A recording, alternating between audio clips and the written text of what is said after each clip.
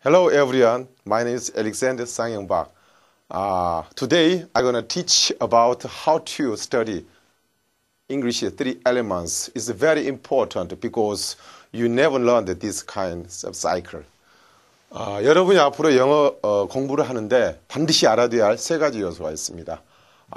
첫째, pronunciation, 즉 발음이죠. 둘째, word, 어휘력. 그리고 셋째, 문법의 핵심이죠. grammar.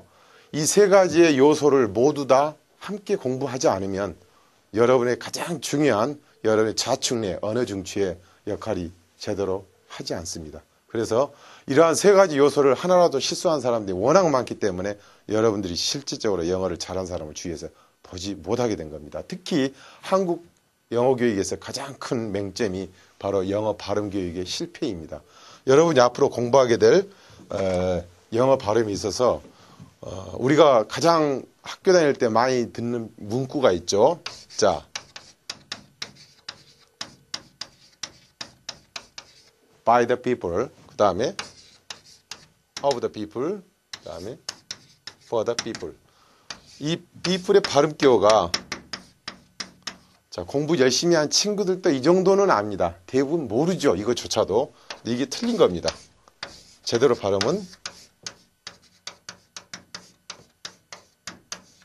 여러분이 오늘 본 이 표현, 이런 것을 배우게 될 겁니다. 이게 바로 actual sound라고 합니다. 그래서 반드시 이걸 외워야 되는데 여러분이 이 발음기 처음 보시죠? 비록 아무리 처음 봤다 할지라도 이 발음을 선생님이 만든 건 아닙니다. 선생님도 여러분처럼 배웠습니다. 다만 한 수십 년 전에 배웠던 거죠. 그래서 계속 확인을 했습니다. 과연 이렇게 해도 되는가? 맞았고 검증이 다 됐습니다.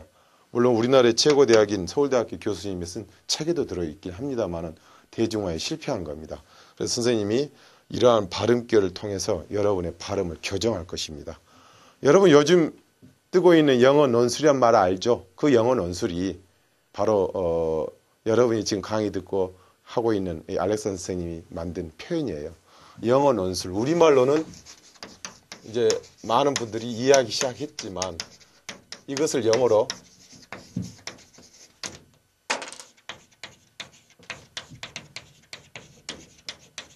English Discourse라는 사실을 아는 분이 거의 없습니다. 왜 그런 거 했더니 디스코스하고 에세이하고 구분을 못하거나 안 하거나 되게 못하는 쪽이 많은 것 같아요. 여러분 영어 하면 서로 논술할 때 본론, 그 다음에 결론, 이걸 어떻게 영어로 표현하죠? Introduction. 이 정도는 다 아시죠? 그 다음에 메인 본론이 이게 뭘까요? body가 아닙니다. 바로 discourse입니다. 그 결론은 conclusion. 문제는 이 메인 discourse를 어떻게 이해를 하느냐. 아주 중요한 부분입니다. 잘 드세요. logos, pathos, ethos.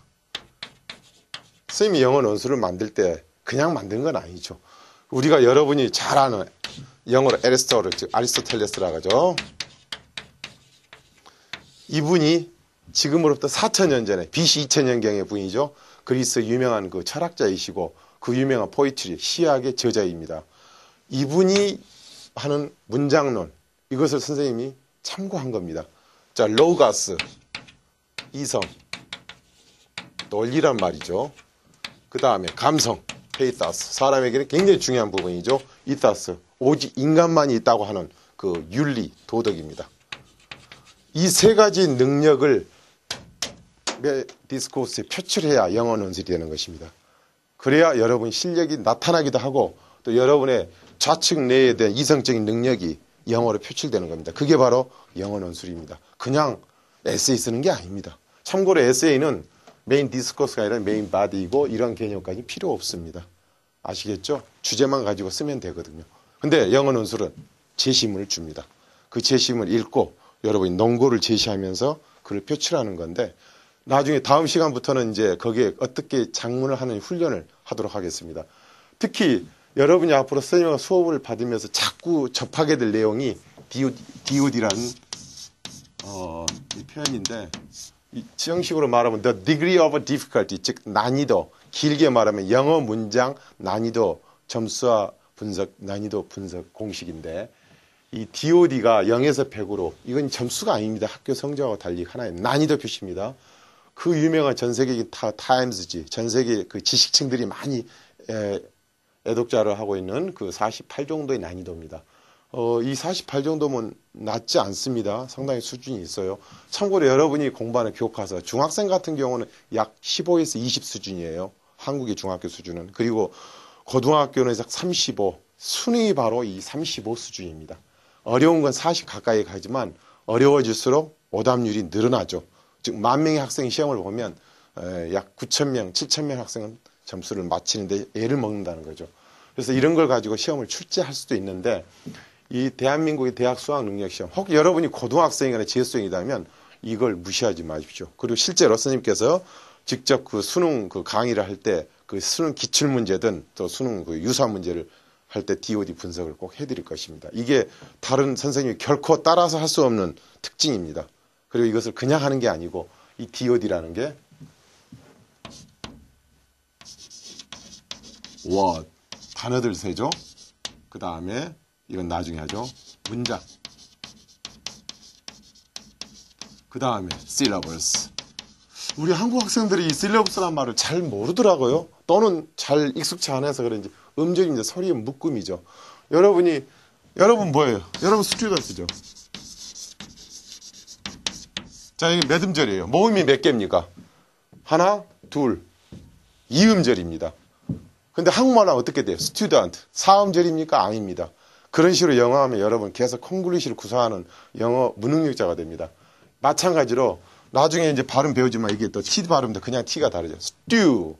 우리가 요즘 대학 세계 좋은 학교 말 sky라고 하죠. sky 아닙니다. sky, just one syllable이에요. 3음절이 아닙니다. 마찬가지로 이런 원리를 배우는 게 발음 교정이고, 그걸 통해서 여러분이 어휘력을 확장하고, 그리고 문법. 영어 문법이 몇 가지예요? 시제가? 네, 선생님. 이렇게 되는 겁니다. 네, 오케이.